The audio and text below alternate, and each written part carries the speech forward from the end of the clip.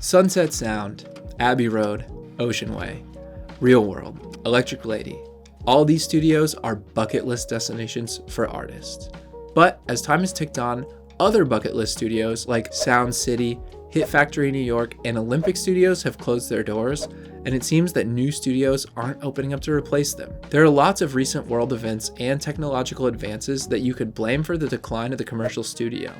But studios have been hurting for longer than you realize. While the bedroom producer craze was boosted by the pandemic, and while the inability for businesses to open was a death knell for many studios, you would be surprised how many of them were 1 or 2 cancellations from closing their doors even before the events of 2020. I've heard lots of stories of major studios, including ones that we've definitely all heard of, being saved behind the scenes by wealthy artists who float them cash so they have a place to record when it's finally that time. There will always be recording studios for the A-list artists to lay down their tracks, but there's a worrying trend of smaller, independently owned studios shutting their doors all over the country. But why are smaller studios going through such a struggle at the moment? Unfortunately, there's a bit of a double squeeze going on, and as a former commercial studio owner myself, I think I can offer some insights into what's going on. In the 2010s, the rise of streaming, coupled with the rise of 360 deals, meant that medium-sized artists' budgets started shrinking more and more. This has led to a pretty serious elimination of the middle class of working musicians. So from where I'm sitting, it seems like the 2000s were the tail end of the make a record, tour the record, print 1,000 CDs, and sell them to the people that come to the tour type of career that you could pull off in the 90s and through the MySpace era. In the golden days of rock and roll, the enormous cost of operating a console, recording to tape, and hiring a crew to make it all work meant that you pretty much had to have funding from a record label to even just make a high-fidelity record. I'm not saying that every single artist that made a record was signed to a label deal, but it used to be a lot harder to make a serious recording without label backing. The first digital recordings were made in the late 70s, putting songs to digital tape. However, the advent of affordable digital multi-track recording really kicked off in the 90s, and that made it possible for independent artists to find producers and studios in their area making great sounding records for prices in the 4 figures, not the 6 figures. This led to a boom of commercial studios around the world where producers could record artists who had hopes of making it happen on the road, playing shows, and selling CDs. This has been replaced by the new way of making music and touring, where labels, who are heavily invested in streaming, and companies like Live Nation, well, who am I kidding, it's just Live Nation, are basically playing hot potato with the artist's money. The record labels pulled the classic Indiana Jones trick of replacing the giant jewel with the dusty old rock, and the more lucrative CD royalties were replaced by streaming rates that make Ebenezer Scrooge look like the cool house on the corner that gives out full-size candy bars on Halloween. Add in the decline of sync royalties, the decreasing effort that labels are giving to artist development, and general economic uncertainty, and you'll realize that the trickle-down economics of the music business have gone from a waterfall to the waterfall you'd find at a mini golf course. Lots of artists have gone from, let's make this record, yes, it's expensive, but we could totally get signed if it's good enough, to, we got signed, but somehow the label's only giving us $10K to make this whole record, so I guess we should buy some recording gear and figure it out for ourselves. You may have noticed that more and more popular bands have a member that's also a producer. And yeah, that's not a coincidence. Turns out labels really like it when they can get the band to do the labor of production for free. So if your goal is to get signed, keep that in mind, I guess. Near the end of my second commercial studio's time being open, we were doing more and more projects where we just recorded drums for a day. Then the band would take those drums, go finish the rest of the record themselves, or they'd come in with finished instrumentals and just have me record their vocals. So studios and producers are getting squeezed on the income side of things, with shrinking budgets and home productions making it harder to build a sustainable business. But they're really feeling the squeeze on the expense side. If you haven't noticed, it turns out rent has gone up across the board. The rise of real estate as an important part of investment portfolios has made having a space to exist in even more of a luxury than it was before. While everyone I know's rent has been increasing over the past few years, the rent of flex spaces, or commercial spaces that are somewhere between an office and a warehouse, has gone up just as much, if not more.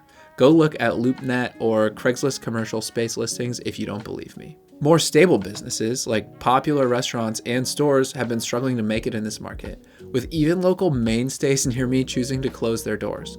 So recording studios that are already operating on razor-thin margins aren't exactly having a great time right now.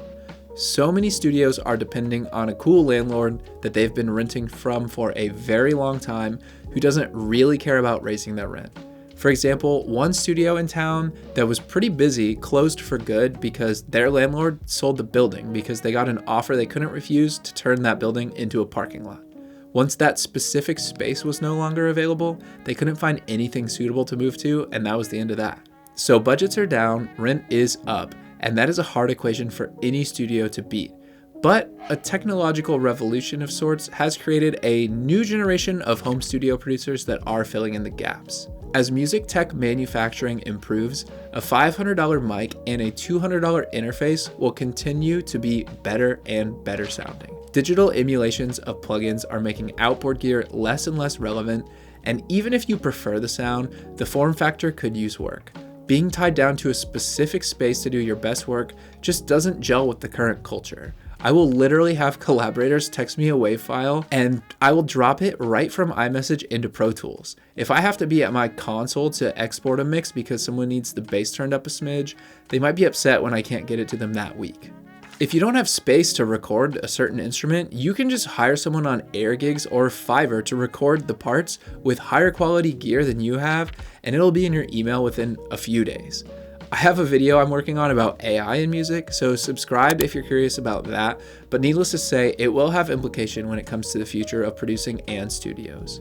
So while I'm not exactly up on recording studios, I am very optimistic about the ability of folks to make a living recording, writing, and producing music. It's just going to look a lot different than it did 20 or 30 years ago. So what is there to miss about the big-time commercial studio? What are we losing here? For one, the vibe of pulling up to a studio and laying down your best songs is unmatched. I worked with hundreds of artists over a decade in commercial studios, and that first day of school energy would radiate off of them every single time. I do have great memories of grindingly long sessions fueled by coffee and a desire to get a record done on time, even though it wasn't the healthiest way to work. And something about setting up in a big room, dialing in tones for a few hours just feels great, even if I know that I can get equally good results at my home studio. So where are we headed? Spotify Studios is an example of what I think we're looking at in the future, which gives me big company store vibes. With that said, even big companies like Red Bull Studios have closed down as Red Bull winds down their investment in music. Eventually, don't be surprised when only A-list musicians even have real access to commercial studios.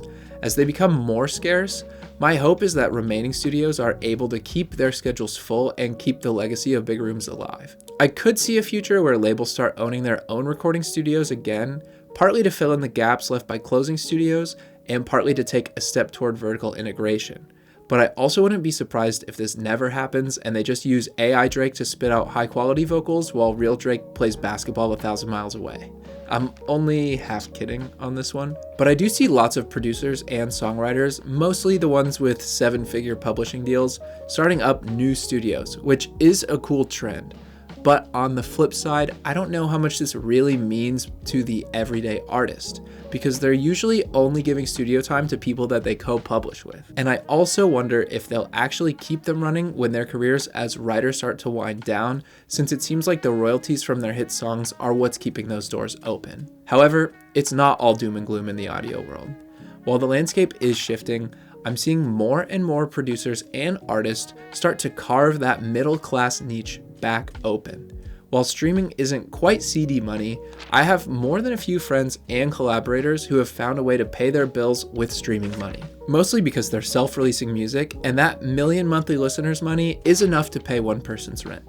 And while you won't be able to charge $500 an hour for your bedroom mixing services, the lack of required overhead to actually get started with a music production business in the current year means that lots of talented people are able to start making real money working on music without a big financial backing. So where do you stand on this topic? Do you long for the days of big budget studios, or are you happy that you can get pretty great recordings without having to travel and pay big money to rent a huge room? Let me know in the comments because I'm genuinely curious. As always, thanks for watching till the end of the video. If you enjoyed it, feel free to like and subscribe, and I'll see you next time.